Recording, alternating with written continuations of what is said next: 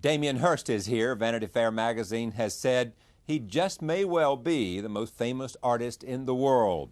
His controversial art frequently addresses matters of life and death. Some of his work, for instance, includes preserving cows and sharks in formaldehyde. Next month, the man the press has dubbed the bad boy of the British art world will publish a new book. I am pleased to welcome Damien Hirst to this show for the first time. There's so much controversy, interesting controversy about what you do. Yeah, I mean, I think, a lot of people kind of talk about my work and say it's sensational or something, which is, but in a kind of critical way, which I always think sensational is really a good word. But I think the world's complicated today, and we're constantly barraged by images and ideas. So I don't really see it as a negative thing. I think the world's complicated. So as an artist, you're going to present it in a complicated way. And in a controversial way. Now, an English friend of mine was telling me this story, which he said that you took with a great deal of good nature and humor, that you had an exhibition and that the cleaning people came in. Oh, yeah. Either the night before it was supposed to start or at some threw point. it away. And threw it away. Yeah, they took your art and threw it away thinking it was garbage. I think the cleaner said it didn't look much like art to me. Yeah, I think he's given up being a cleaner now, and he's got a job as an art. Yeah, he's an art critic. Yeah. No, I quite like all that. I like that confusion where you're not sure where the art is, and it makes it kind of fresh. I think it can get in the present day. Well, that's what I'm getting at. The Morley Safer, my colleague at 60 Minutes, has done a piece about you as well. Oh, right, I haven't seen that. Yeah, but how do we define art in the age of Damien Hirst? I don't know. I think there are three dumb words in life, and they're used to connect people to other people, and they're like art, God, and love.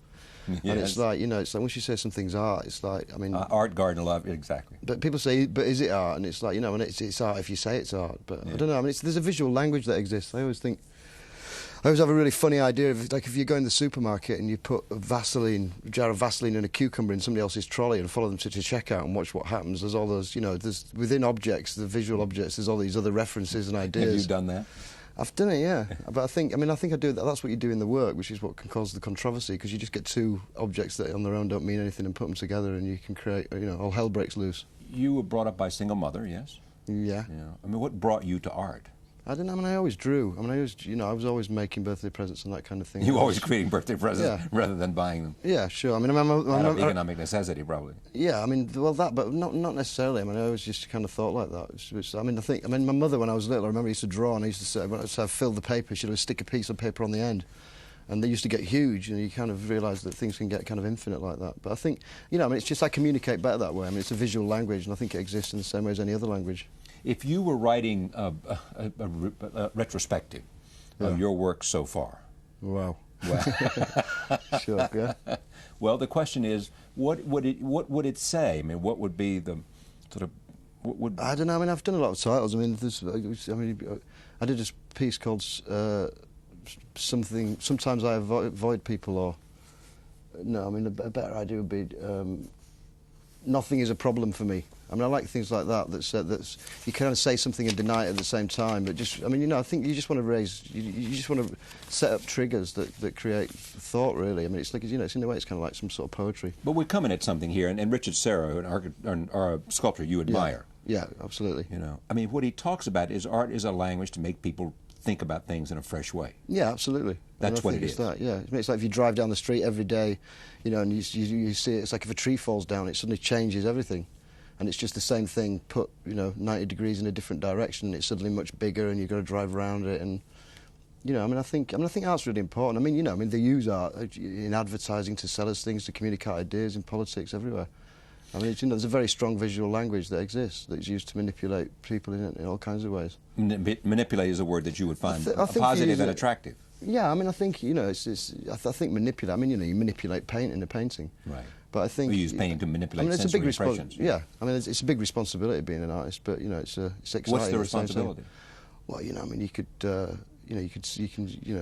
if like a lot of people worry about artists doing it for the money or something, but I think money's just an element in some sort of composition, and I don't think you can be afraid of anything. I don't think you can be afraid of money. I think you've got to, art's about life, and the art world's about money, and if art's about life, there isn't really anything else. So, but I think you could, I don't know, if you start if you start selling things to people for the wrong reasons, or I mean, if you just start trying to sell something that you don't believe in, then, you know, I think that's the responsibility of constantly making sure you're selling something that you believe as an artist. And you believe what? In what? I don't know. I mean, I believe there's, you know, an infinite number of ways to get to the same point. I mean, if you look at money, for instance, it's like, you know, you look at a £20 note, it's like, you know it's a piece of paper and it's not worth £20, and you know it's using all artistic ideas, and you think, well, you know, art is powerful because, you know, they convince the masses that a piece of paper is worth something using, you know, ink and paper and, you know, three-dimensional images and the illusion of 3 dimensions, like, you know, painting. So, I mean, it's, yeah, I mean, just that 1 + 1 can equal 3. I think that's the main sort of idea that I'm interested in. But in terms of, there's no easy definition to describe you as an artist, sculptor, painter. What is it? I think it's you know, it's everything. I mean, I always did things in the middle. It's like, I mean, I think Mayer Weisman, an artist, said the greatest idea in the 20th century was collage. And I think that's kind of more of what I do. Is like, you just, you know, it's like, if you give me a blank canvas, I don't know what the hell to do. You know, the void of it is really frightening. But whereas if you give me already organised elements to arrange, like in a sculpture, you know, you can put things. You know, there's a kind of harmony like in any kind of thing. You won the Turner Prize once. Sure, yeah. I lost it once as well. I was nominated twice. This year, the Turner Prize was won by what? By, I've forgotten his name, Martin Creed. Which showed what? It was, I think a lot of people call it say it was an empty room, right. But it was, White room. I think it had a piece of blue tack in the room. And what did you think of that? I mean, well, I didn't actually see the show, but I think, you know, I mean, a lot of people, I mean, especially in England, there's a, you know, I mean, in America at least, people go to a kind of art school and buy something to put on the wall, and it's, you know, I mean, still today, if you buy a painting from a student, you know, you can be guaranteed no one in the world's got one quite like the one that you've got. Yeah, exactly. But still people want, you know, the crying boys and things like that. But I think, you know, I mean, Malevich, I don't know, in 1917 painted a black square on a white ground, and the world went nuts and said that's not art. But I think, you know, I mean, so it's not a new idea. It's not a new question for sure. I mean, it's all happened before for me, and I'm always amazed when people get, you know, shocked when people go, "Oh my God, he's just done that," you know. Yeah, it's just a nut. Yeah, and that's not art. That's just. But I didn't see it. But you know, it wasn't. I think he had a piece of blue tack, and you know, I mean, conceptual art was around in the '60s, so. I mean, I've always loved art, and I've never really. I don't know why, because I come from a background that wasn't really into art. But I always that kind of. It wasn't necessarily. It's about enjoying yourself. I mean, I go in a gallery and enjoy myself, and I'm not really intimidated by it. And I've always done that. Even when you were a kid. Yeah, You'd I mean, go I just into went in there and galleries just went, wow, yeah, I just went, wow, this is great. I mean, if you look at Ellsworth Kelly's paintings, I used to go in there and you think, my God, you know, this is like a sunny day, and I'm inside a room. When would you do that? When you were like 10, or? Yeah, I mean, you know, if you look at it in the Leeds, yeah, 10 if I was in the Leeds art gallery. But people would go, that's not art, that's, you know, people, somehow, people put up a wall with art for some reason. Did you find, I mean, how did you come to do what you do? Whether it's the cows or the shark in the water, or I mean, was there some moment in which you said, I've got to find an expression that I want to do to sort of make people rethink? I think what I wanted to do is, it was all about sort of some kind of belief. And I looked at, and I looked at, I wanted to do a shark, but I wanted to do a shark. And I thought about doing a painting of a shark or a big light box of a shark, and I wanted it to kind of frighten you like a shark. I mean, basically, probably after seeing Jaws or something like that. Yeah. But that idea of a sort of a fear of an unwarranted fear, or I don't know, something maybe located around death or something. But I kept thinking, it's got to be frightening, and a painting's not good enough. And I wanted to make it more real. And then in the end, I just opted for using a real one. And then once you put it into a gallery, it's like if you walk up to it and look into it, you just suddenly. It's big enough to eat you, and you suddenly get that real physical fear, which takes it onto another level. And then, so I found myself like going after that, really. Do you think of yourself, as you have said before, of being a traditional artist? Yeah, I mean, I think so. I mean, I think when you look at it, I mean, a funny thing happened once when I did a sheep in formaldehyde, and it got vandalised. Somebody poured ink in it. Yeah. Came into the gallery, and it was black, and we had to go to court, and I ended up having to go to court, and I was stood up in court. And I had to like swear on the Bible and everything. And then the guy comes up to me and says, Mr. Hirst, can you define conceptual art? Which is the weirdest thing to be in court, having to define conceptual art. So I said, well, it's when the art itself is actually located in the mind of the viewer and not in the object itself. Really trying not to go. And then he said, how would you describe your art? And I said, traditional. It really blew me away. But you know, I mean, I think sheep and sharks and cows, and you know, there's a lot of. Yeah. Religious connotations. I mean, it looks different, but I think if you look deeply, it's what did you do? There was an exhibition, I think it was at the British Museum. I mean, at the Brooklyn Museum. Oh yeah, when Giuliani kicked off. Sensation was the... Yeah, I mean, that was all. I mean, what all did that you do that got you in trouble there? I forget what was it. No, it was the.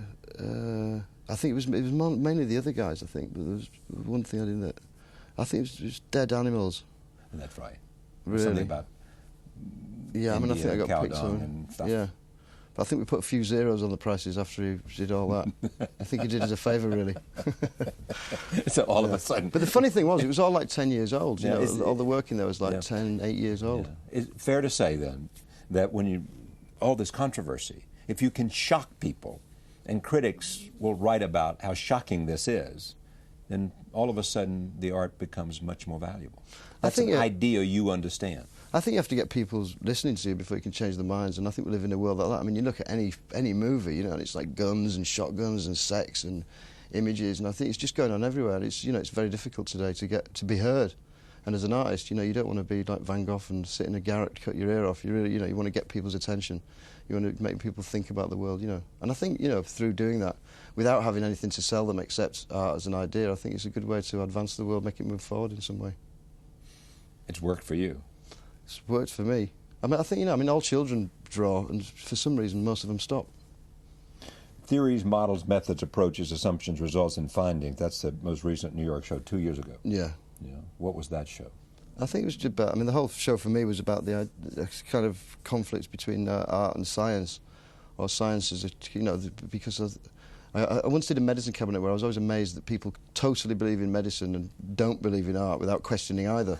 And, you know, you Yes. go to the doctor and he gives you a little pill like that, and then you look at it and there's a list of side effects as long as your arm, you know, that say, you know, you can have sudden death as a side effect, and you go in there and the doctor says, oh, you've got a headache, you need 2 of these. And you say, thank you very much, and you totally believe in it. Whereas, you know, in art, it doesn't seem to have that. And there doesn't seem to be a lot of difference with it on that level. So it's just a playful way of, you know, making that connection, really. Well, you have always, I mean, you've always been interested in science, haven't you? Yeah, I mean, I think so. As a, you know, as a solution to problems, you know, that kind of logic. Like, you know, I always remember seeing those photographs of the moon from space when you get the moon, and they put a grid over it, and it looks like they really understand it. But, you know, the landscape is an unknowable landscape, and if you just put a grid on it, it's not really doing that much. Do you have artistic heroes? Yeah, I mean, anybody. I mean, you know, I mean, I really love Bruce Nauman. Or, I mean, You do love present Bruce day. Nauman? Yeah. Yeah, I think because? It's just, I mean, just so much fun. I mean, it just really makes you question yourself. It always, you know, it creeps up behind. I always had an idea of like a great artwork where you go into a gallery and there's like a plinth with a big red button on it. It says "Do not touch," and if you touch it, a boxing glove comes out and smashes you in the face. And I think a lot of Bruce Nauman's work does that. It smashes you in the face. Yeah, and it's your own fault. You know, you shouldn't touch. He told you, we warned you. Yeah. Do you like this bad boy reputation? Or is that a reputation that is sort of was but is no longer? I mean, Because you're an I don't adult really, with 2 kids. I don't really mind. I mean, the thing is, whenever, you know, I mean, it's kind of a losing battle because as an artist, you kind of make objects which have definitely meant for, you know, a one-on-one relationship. You just kind of picture one viewer having a relationship with something you make. So you don't really... Wait, say that again. You make an object for somebody to walk into a gallery and experience one-on-one. You're thinking of just one person experiencing this. Yeah, it's one-on-one, yeah. I mean, that's it's not like in a way, it's really old-fashioned. So once it gets caught up in a media machine, then you get a kind of... You get a bad boy reputation. But I think, I mean, mostly I get people who actually see the work say, hey, I saw it, it's pretty good, really. Yeah, really? You know, a lot of people... It wasn't what I expected from reading about it. A lot of people have opinions about what you do, and it's by reading about it, and you'd never do that, you know, people come up to me and go, yo, work's rubbish. And you go, what do you mean? They go, I read it. And they, you know, they never do that with a book. You know, you read it yourself. You go, I can always divide people into people who've seen it and people who haven't, and they all have opinions, and they all say it's terrible. I know your work is rubbish because I read it was rubbish. Yeah, exactly. You know, and you say, well, have you seen it? Yeah, you say, no, but I read it. Yeah, I read exactly. it. Yeah, I prefer the cleaner throwing it away. I think that says more about it. Absolutely. At least that was an honest reaction, wasn't it? This is garbage and not work. Yeah. You know, it's not art. Yeah. Where are you in some... I hate the question, but I'm going to ask it anyway. Are you on some journey somewhere? I mean, in other words, is there some evolution you can see taking place within your own presentations? I think all art, in a way you make art for people who haven't been born yet on some level. If it's like, you know, it doesn't matter how you schmooze with all the kind of curators of all the museums and how many dinners and how, you know, if once they die and somebody else gets in there, if it's rubbish, they're going to throw it away, do you know what I mean? It's not going to be around in 200 years' time. So I think, you then if it is, then we know it's good. Yeah, exactly. And I think, I mean, you know, all the good art, if you look back, is, you know, it's the map of a man's life, so you can't really get too deeply in there, but you hope, you know, you just want to grasp All the the good art is a map of a man's life. Tell me yeah, I what think that so, means, or a know. woman's life. I mean, Okay. I think, you know, it's about, you know, I mean, all the great art that I look at is like, you know, when you look at, you know, Warhol going from, you know, from all that kind of Jasper Johns targets into that kind of pop stuff, you know, it's just insane. But then you can see what that was doing culturally at the same time in the world, and you know, and you kind of go, well, you know, like how important success and fame and how shallow and how deep it all was. You know, you can imagine a little bit more of what it was like to be there than you can get. You know, you can't really get that feeling that you get from art of what it was like around the time that it was created. Would you travel, say, to the Netherlands to see that there's a new Van Gogh and Gauguin exhibition that came over from Chicago, the Art Institute in Chicago? Yeah, I mean, I would do if I mean, would you do that if you just happened to be in Amsterdam, or do you care so passionately about I'd probably art? do if it was a Bruce Nauman exhibition or something. But I don't know. I mean, I keep thinking... Why Bruce Nauman again? I mean, that you... Well, something like... I don't know. What is it? I mean, he's going to be thrilled. He obviously knows, but... Well, I don't know. I mean, I took a load of friends who aren't into art from like the north of England to a show in... the show that they had at the Hayward. Yeah.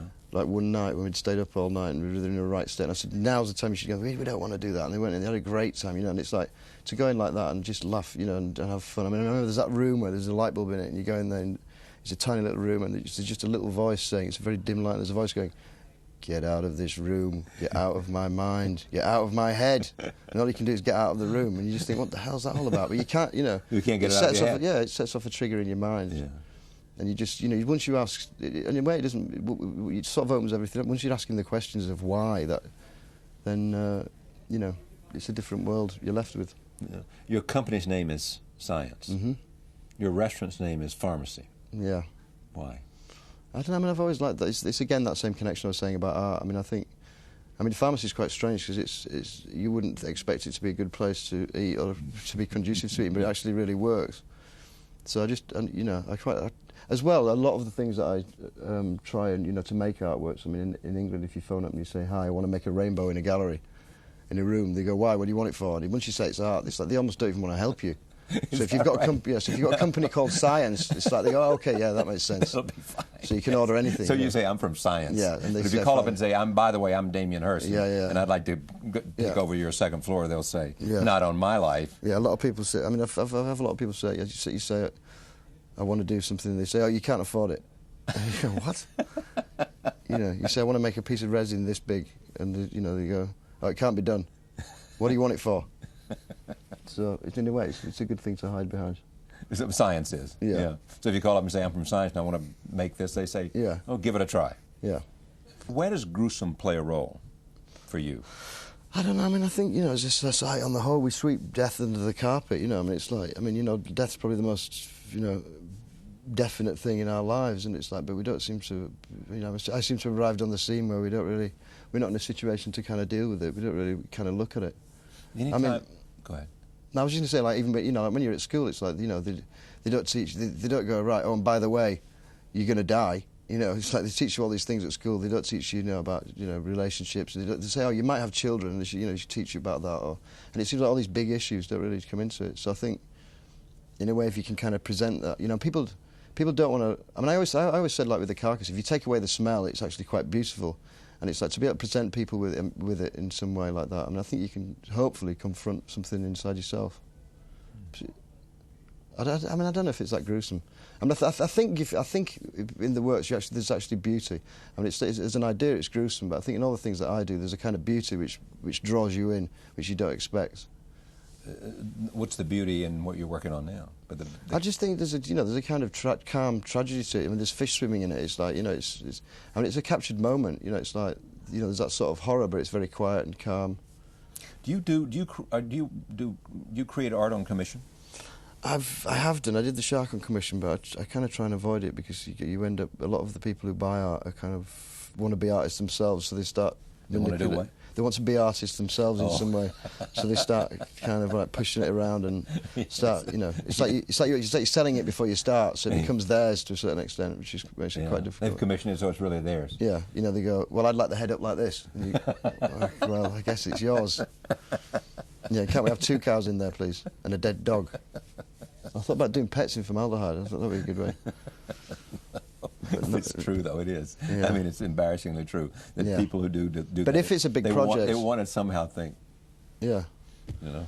Yeah. Could have a pink one to go. Or where is our peace? Yeah. Yeah. Are you preoccupied with death? I think I'm preoccupied with life. I mean, a lot of people say that, but I think death's a good way to kind of. I mean, I don't think death exists in life in a way. It's like it's like life is like white and trying to understand black with only having white. It's like if you just had white and somebody tried to explain black to you and said it's the opposite with no conception. I mean, I think it's like half the story. So I think it's more of a journey. Yeah. What do you wish as an artist you had? I mean, is any kind of experience or education or I don't know. I mean, I've always had a desire to be a painter. I mean, I think a painter, the idea of a painter is really desirable to me, but I've never really done that. I think because with a painter, it's like, you've got a flat piece of paper and it's like it's got its own bullshit built into it. It's like the illusion of you've got a two-dimensional surface, and before you start, you just say, right, I'm going to treat this as a three-dimensional space. So it's like the kind of lie, or the illusion is built into it straight off, so that then the idea of a painter, like Turner strapped to the mast kind of an idea is great. So you considered it and decided not? No, I tried it and I couldn't do it. Oh, really? Yeah. You tried it and you didn't have just the possibilities. Nothing to say, or you couldn't say? I couldn't decide what to say with the possibilities of, I'd sit there and go, what the hell am I going to do? It's like you could do anything, and then I'd start and change my mind, and so that's when the kind of collage comes in. So I'd go, I make a lot of decisions by calling people up and saying, hey, and they go, well, you can only have it this big. I go, right, I'll take it. So it's just a lot. A lot of decision making is taken out of it. You've got 2 books out. Or do you have 2 books out? Anyway, somebody sent me 2 books of yours today, and before I could read them, I had to head out. So right, yeah. What are they? It's a book of interviews. One of them is called On the Way Interviews to with Work. You?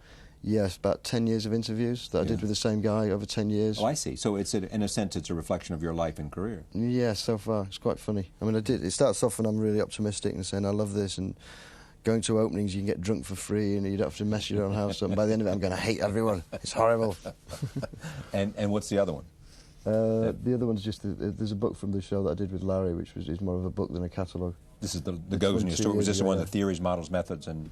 Yeah. And then I think you got sent the big one, which is just a book I did a while ago, which was everything up to that date. And what's the title of the exhibition that Gagosian is doing in the spring? We're not doing one. It's just for the book. It's the launch of. Just the book. On the Way to Work, yeah.